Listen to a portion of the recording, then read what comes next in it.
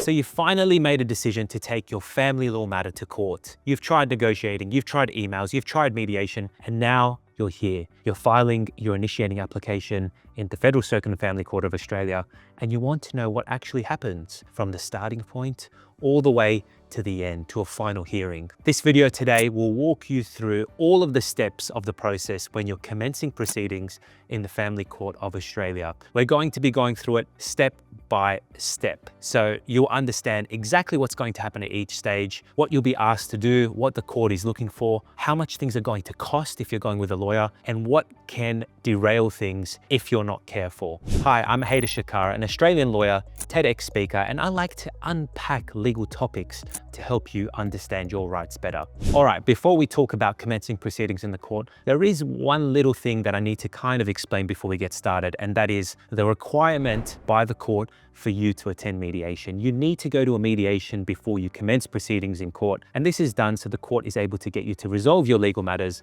without it escalating, without it starting through the court process. So what the court actually requires before you file is that you go to mediation and you get issued with a certificate which is called a Section 60I certificate. And when you are filing your documents, the court will ask you for a copy of that certificate. So it is important that you have a copy of that certificate, you attend mediation before you start filing your documents, and when you finish your mediation, your mediator will give you that certificate and you can use that to file in court. So that is, I guess, the pre-step before we even get to the court doorsteps. Now, let's start with the first step of going through court, and that's filing your initiating application. The initiating application is essentially a document where you put in there your wish list, what you want the court to actually do, what your best case scenario is. You're asking the court to make specific orders, and those orders will be around things to do with your children, around parenting, so parenting orders, or things to do with your property or superannuation or any assets, so financial type of orders. And when you're filing this initiating application, there are all these supporting documents that you need to file alongside with it. The main one being your affidavit. And you're going to hear this term a lot, affidavit. What is it? Essentially, it's a legal term to explain your statement, your evidence, your version of account as to what has occurred during the relationship, even before the relationship and after the relationship, so that the court is able to get an understanding as to whether or not it should make the orders that you're requesting. Now, those two documents, the initiating application and the affidavit, are really your most important documents in all of your court proceedings. They really form the crux of your case, requesting exactly what you want from the court and providing the evidence as to why you're requesting those orders. There are also a bunch of other documents that need to be filed with your initiating application. A notice of risk, which will explain to the court if there are any risks in relation to the children of the case. You need to file a financial statement if you're doing a financial matter, which outlines all of your financial affairs. It gives information about the balances of all of your accounts and estimates of the values of all of the assets that you own. You need to file a certificate of readiness, which shows the court that you are ready to commence proceedings. So you can see there's quite a bit of paperwork involved in this initial step because the court wants to know that you're prepared, that you're serious, that you're not going to waste the court's time down the line. Now, you can try and do all of this yourself, or you can engage a lawyer to do all of these things for you. Typically, something like this will cost you between $5,000 to $20,000. Now, that is such a wide range, but it really depends on the complexity and the detail that's provided in the documents and the type of the matter. If you were going in depth to, a large property matter or a complex parenting matter where there are allegations of domestic violence, allegations of risk for one of the parties, then there is going to be more detail that needs to be provided in your evidence, and that's what's going to take your lawyers longer to produce, and therefore it's going to cost more money. So anywhere between that range, I would say a normal matter is maybe close to that $10,000 mark to kind of get things off the ground. So keep that in mind. This is just getting started. All court proceedings are expensive. Going to the family court is expensive. And yes, this is just your starting point, and you're going to see the costs do stack up over time. So practically speaking, in order to get the documents into the court and into the system, you need to file it online through the Commonwealth Courts portal. So either you create an account or your lawyers will have an account, and they will file all the documents through that portal. And once it's filed, you will get a copy of those documents back from the court. It will be sealed with the court's stamp, and you will need to send those documents to all of the other parties involved by way of service. So the court stamp shows that this is now an official document, and you now need to officially serve those documents. You need to organize service for those documents on any other parties that are named in your proceedings. So if you're doing parenting proceedings and you're the mother and you want to serve it, then you're probably going to serve it on the father, but there could also be other parties involved, maybe a grandparent or maybe another third party. So all people need to be served if they are parties to the proceedings. Now, once the respondent has been served with the documents, then the clock starts ticking and they have 28 days to prepare their documents, file them in court, and prepare for their first court date, their first appearance. The documents that the respondent needs to file are very, very similar essentially to the first set of documents that I described. They're almost exactly the same. They have to produce the same affidavit, they have to produce the same notice of risk, certificate of readiness, they have to produce all of those documents. The only one that is really significantly different is it's a response document as opposed to an initiating application, because you aren't initiating, you're responding to the initiating application. And the same thing that applies there. You are providing your complete wish list, what you want the court to do, what orders you want the court to make.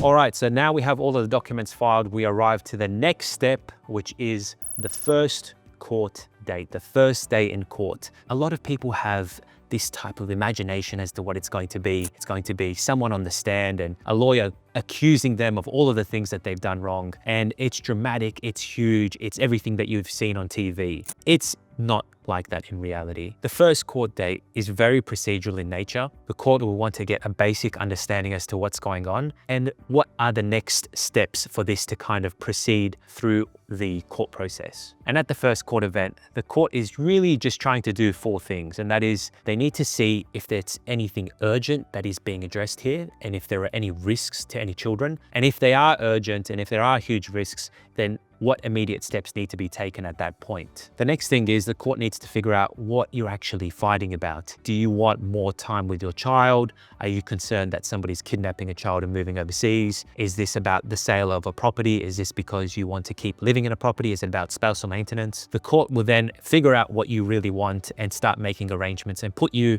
in the appropriate pathway to move your matter forward. The third thing they do is they set a timetable. So if there are any documents that need to be filed, if there are any valuations that need to be done, if you need to get an expert report or a psychiatric report or a hair follicle report or any type of report, then there needs to be a timetable in place as to when those things will be done and when they're going to be due so that we can proceed to the next step, which would be examining those documents. And the fourth thing is to decide whether we need any interim orders in place, and if we do, whether or not we need an interim hearing. So an interim order is something that is an order that is only temporary. It's something that is ordered before you reach to a final hearing. And the reason this is done is because sometimes issues can't be dealt with on a final basis, need to be dealt with earlier, because the time it normally takes to get a final hearing is at least 1 year, but more likely 2 years. So if you are waiting 2 years to get time with your children, or if a property needs to be sold or something urgent is coming up, then you're going to be waiting a long time. So that's the whole point of running an interim hearing before the final hearing. And it's important to note that not every case has an interim hearing. Sometimes you don't need one in your case if there are just final issues to determine. But there are a lot of cases that do require an interim hearing. And if that is the case, you need to prepare for that. There needs to be a timetable for that. And you'll be appearing in front of the court and arguing that the court should make these specific orders on an interim basis. Now, after the first court event, the next step that probably you are going to take is some kind of dispute resolution conference or a mediation. So the court always is going to place a huge emphasis on dispute resolution, on trying to resolve things by negotiating and settling matters. So whether it's a parenting matter or a property matter, you could have mediation ordered with a private mediator. You could be ordered to do a mediation with a judicial registrar of the court. You could have a legal aid mediation. There are many ways that the courts can kind of push you to one path to try and force you to settle. And I know you're probably thinking, hey, didn't we already do mediation before we got here? How come we have to do it again? And here's the part that people don't really appreciate, and that's even if you're convinced that you can't settle a matter, the dispute resolution stage is still very important because it forces each party to really think about their case, to articulate exactly what they want and what they'll compromise on. And at this stage, both parties parties have filed all of their evidence, so each party gets a good understanding to what each other's case is. And that's different to the mediation that occurs before you go to court, because you might have some submissions, or you might have somebody telling you that you did this during the relationship, or I made this much money during the relationship. But if you have the evidence in front of you, then all of a sudden you have to start analyzing your case. You start looking at the strengths in their case, and it can help you kind of resolve your matter with a proper mediator. So you'll go off on your way and you'll attend that dispute resolution, that mediation, and hopefully it's successful. And if it is, that's the end of the line for you. You don't have to go to court anymore, and your matter can be resolved on a final basis. But let's pretend that that dispute resolution doesn't settle the case. What happens next? So this is the point when the court starts shifting and starts trying to focus in now on the final hearing. And one of the key dates before that is your compliance and readiness hearing. And really that's a fancy way of explaining the final court date before your final hearing to see whether or not you are ready to have your final hearing. And the reason why that's done is most final hearings, they take 2, 3, 4, 5 days in duration. So the court wants to make sure that if you are really ready to go to trial, then all of your evidence is filed, all of your witnesses are ready to go, the expert evidence is ready to go, you have a hearing estimate time that makes sense and a timetable that makes sense for the trial to kind of adhere by, and that you've followed all of the rules of disclosure and the overall case management framework as set out in the practice directions. So if you've gotten to this point, you've probably been in court for about 1 year. You could have spent anywhere between $30,000 to $230,000 in court, depending on how severe it's been and the nature of the allegations. And you are now preparing for the grand finale, the trial, the final hearing. And whatever you've spent before, you can expect to be spending a lot more for a final hearing. So in the lead up to the final hearing, you're going to be accumulating all of your evidence, all of your witness statements, any subpoena material, any expert reports, and it's all coming to an end on these final days. Just remember that even if your matter is going to a final hearing, there is still a big chance that your matter is going to settle. A lot of matters actually settle on the first day of a final hearing because everybody's prepared, everyone's ready to go, and people don't want to risk leaving the matter up to a judge, leaving it out of their control. They want to still stay in control of their matters. Even if it gets to that point on the first day, they still want to maintain some kind of control, because the threat of a judge making a decision for them can sometimes motivate someone to make a decision that they wouldn't have done 12 months ago. But let's say that doesn't happen and you end up proceeding to a final hearing. What happens there? Well, the format of a final hearing follows this on a normal basis. You normally start off with opening statements or opening submissions by each legal team. This is where they will kind of introduce the case, introduce the key concepts, and explain as to why the court at a very high level should make the orders that they're seeking. All of the parties will have an opportunity to make opening statements. After that's done, you will start listening to all of the witnesses on the stand, and they will be cross-examined by each legal team if they want to. So you'll normally have, in most cases, a husband and a wife that are on the stand, but you might also have other people on the stand, like other witnesses if there are witness statements from them. There could be expert witnesses like an expert valuer or the family report writer. They all have a turn to go on their stand and give evidence. And once that's all done, you'll have some closing statements, and the judge will reserve their decision,